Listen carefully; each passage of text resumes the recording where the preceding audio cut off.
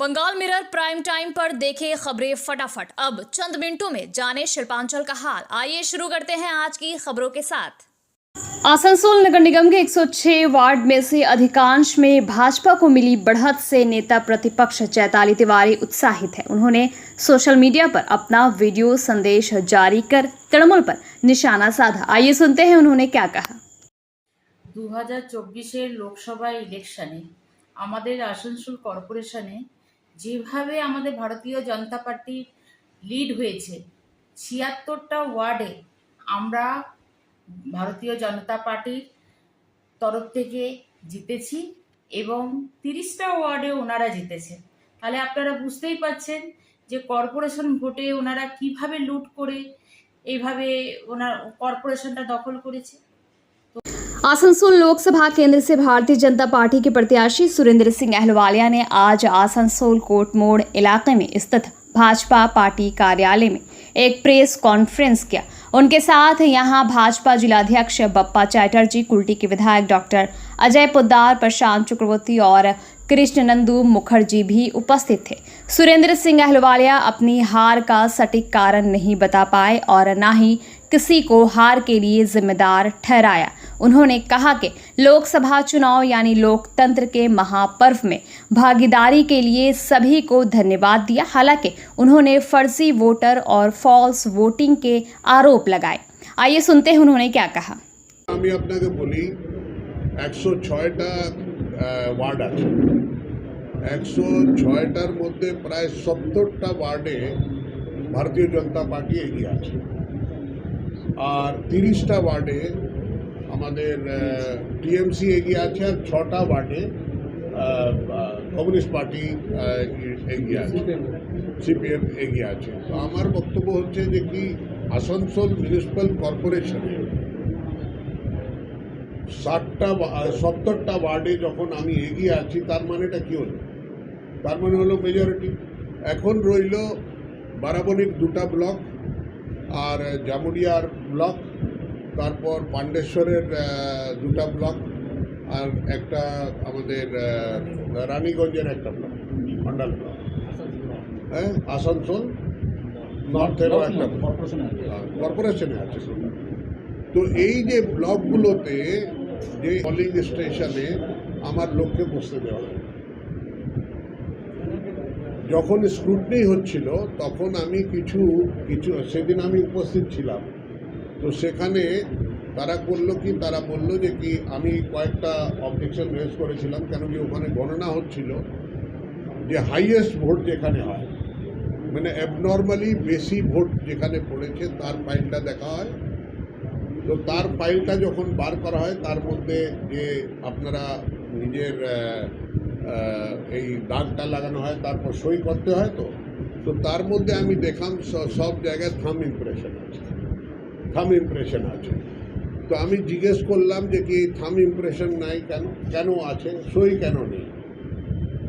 কেন কি আমি যখন ভোট দিতে গেছিলাম তো আমি সই করেছিলাম আর আমি দেখলাম যাতে তাড়াতাড়ি হয় তার জন্য থাম ইমপ্রেশনটা নেওয়া।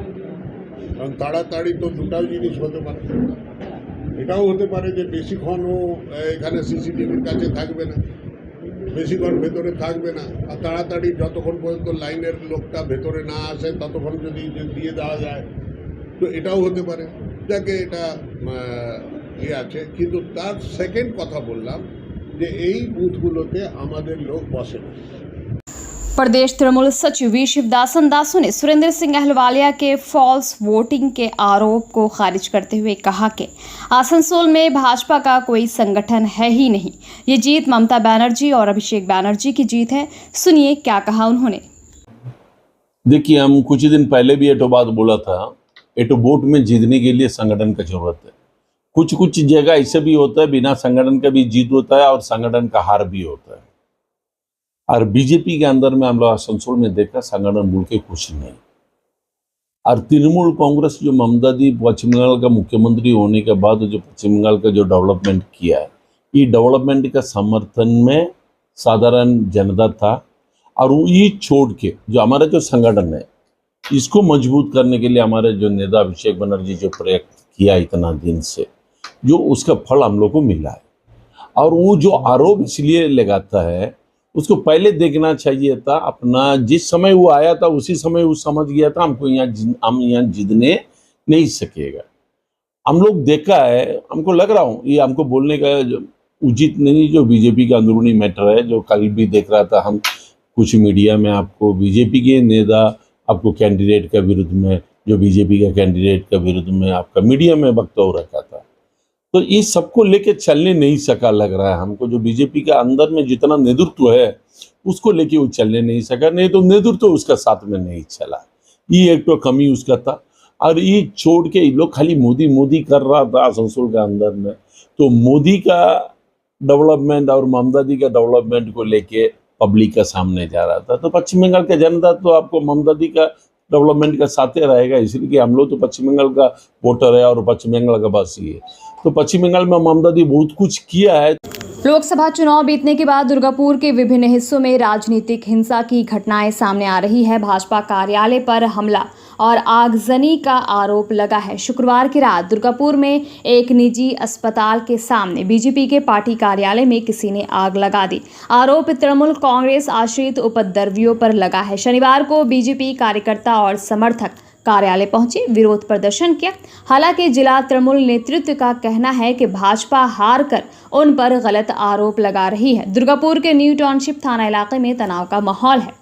दूसरी ओर दुर्गापुर के महुआ बागान और आइंस्टाइन इलाके में सीपीआईएम के 2 पोलिंग एजेंटों में एक के घर के अंदर खड़ी 4 पहिया गाड़ी में जमकर तोड़फोड़ की गई।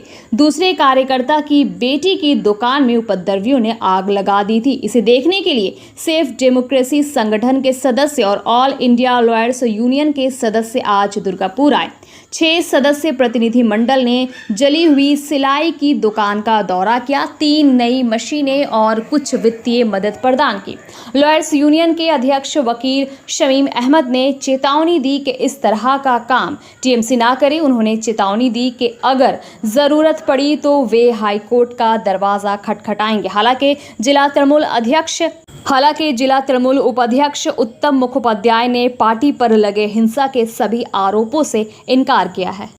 आसनसोल ईएसआई अस्पताल के नर्सिंग कॉलेज की तरफ से आज रविंद्र भवन में एक रक्तदान शिविर का आयोजन किया गया, जहां पर अस्पताल के कर्मचारियों द्वारा रक्तदान किया गया। यहां पर 40 यूनिट रक्त संग्रह किया गया। इस मौके पर यहां अस्पताल के अधीक्षक डॉक्टर अतनु भद्र, तमाम बड़े अधिकारी उपस्थित थे।